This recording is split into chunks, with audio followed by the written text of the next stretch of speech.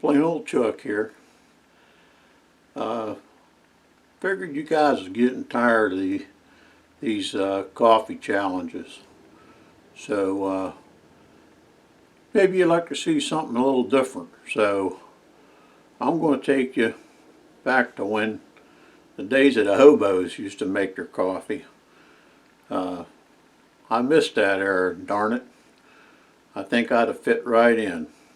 But anyhow, I know a deserted old train station near here, yard, and I'm going to run down there and make us a cup of Hobo Espresso or whatever, or at least a cup of coffee. Maybe it'll be coffee, maybe it won't work, but we're going to give it a try. I'll meet you down at the yard. Okay, here we are down at the old train yard. First off, start of the show would probably be our Hobo Candle. Simply a piece of cotton cord soaked in some alcohol with a little thing that the hobos used for light. And they probably didn't have a Bic lighter, but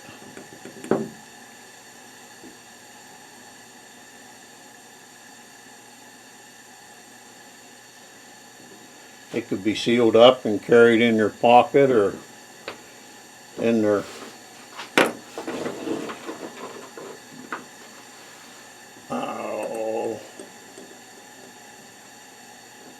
need a little more wick, I think, for this application.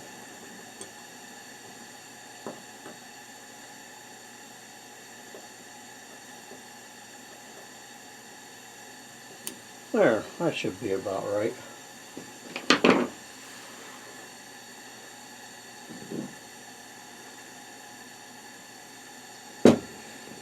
And living on the road like that, there was probably never a shortage of cans around.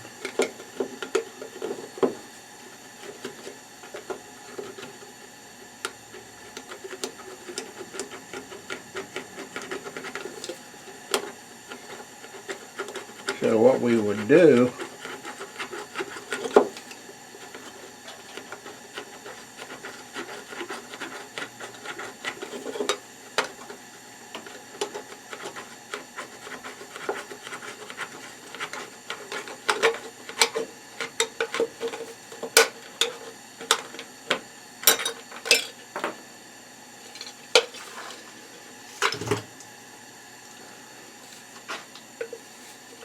I imagine would use a knife for that.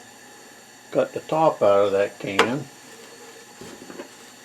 and then we take a probably again our knife,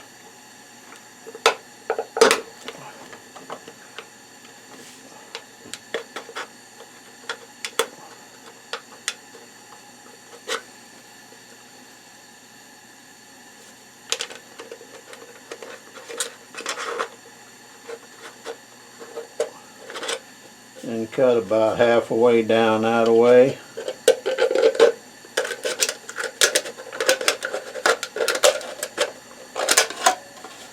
And this way.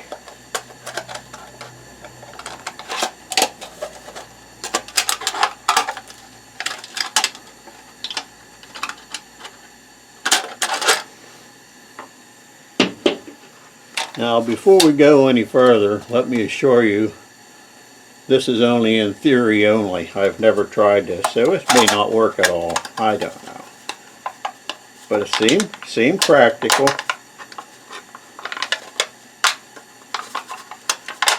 You open that up, and theoretically,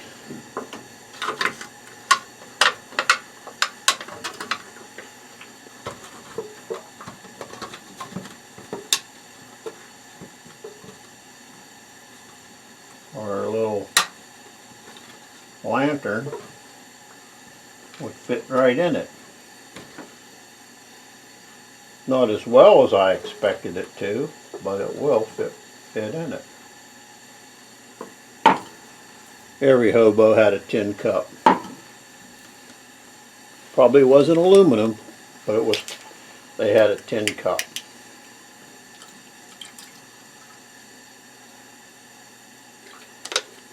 They probably didn't have plastic bottles full of water either. But, or set that right there.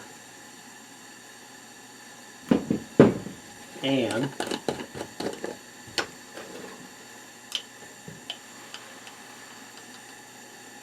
cover the top.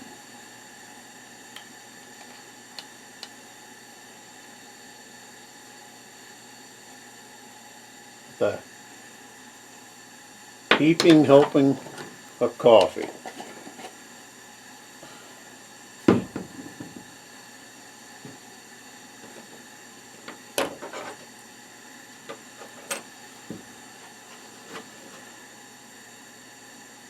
Now I don't really know about the heating properties of this.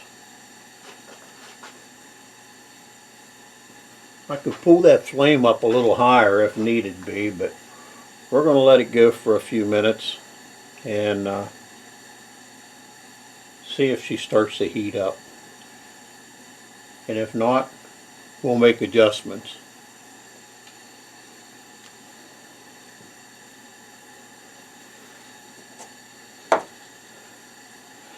Obviously, my hobo stayed at the Super 8 last night and stole one of their cups. So, or he may have found it along the tracks.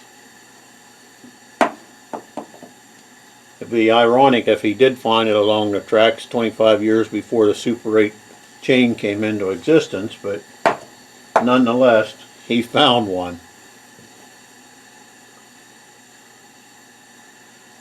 I'll bring you back when this does something at all.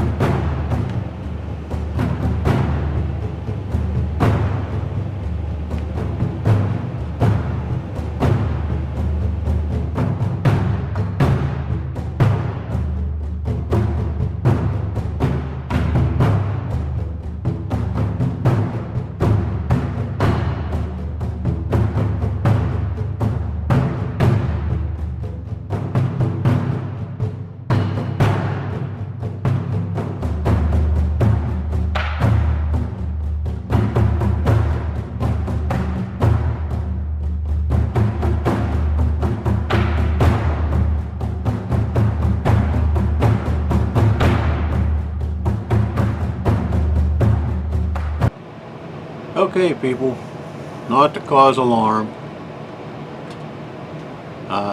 Sometimes my disasters are over exaggerated. I did have a mishap though that I wasn't able to finish the video. In case you're wondering, it was a fail. It was taking forever for that candle to heat up that much water. Longer than I thought it should. I guess if you were a hobo at the time, time wasn't a big matter, but to me, I have a production schedule to uphold, so yeah, it was taking too long. The theory in it is the original the way I was always taught to make cowboy coffee was to put cold water, cover it with the grounds, and let it boil up through the grounds. What that basically does is heat the coffee as the water warms. As the water warms, it's actually cooking the coffee. So once it starts to boil, it only has to boil about a minute or two, or simmer for a minute or so, and it's done. You pour a little cold water on it from a distance above it. It settles the grounds and have your coffee. Well, this was taking a little long and I was getting a little impatient, and I decided to move the pot around to try to get a little better heat, and the can collapsed at the top. Perhaps I should have left a little more metal at the top of the can, might have helped. I'm sure back in the day the cans weren't tissue paper thin aluminum, so that probably had a lot to do with it. If you had had a substantial can to do it with, I think that would have been better. A lot of learning experiences in this one. I will try it again. I think it's important to try to utilize the little hobo candle, because that is something they would have with them if they had access to some alcohol or something. Yeah, I think it's important to try to utilize that if I can. So I'll be looking up an older can and maybe trying to duplicate that. But basically what happened was the can collapsed and it spilt my coffee all over me and my track, which is being tore up at the moment. I'm tearing it down anyhow. I've had this little layout back here in the back of the garage for years and never did finish it. But that's another story. But anyway, I'll show you the carnage of the thing here, and then just be known that we won't give up. We'll try again. We'll just try with different equipment, that's all. So we'll see you all in the next attempt. So y'all be kind to one another. Take care. I'll catch you later.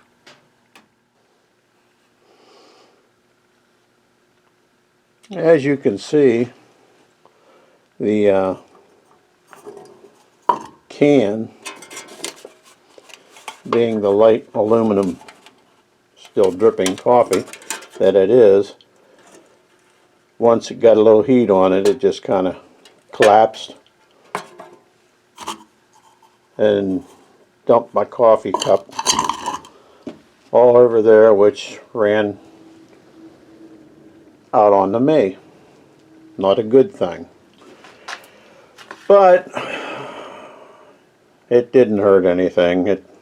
Like I said, the ply, this is all coming down. This old train layout's all coming down anyway. Make a little room back here. So anyway, the theory was to get that coffee to boil up through the grounds and quench it, and just use my bandana to filter some of the grounds out of it if it was that bad. I don't know, but I don't know. We'll try again later. Take care, everybody.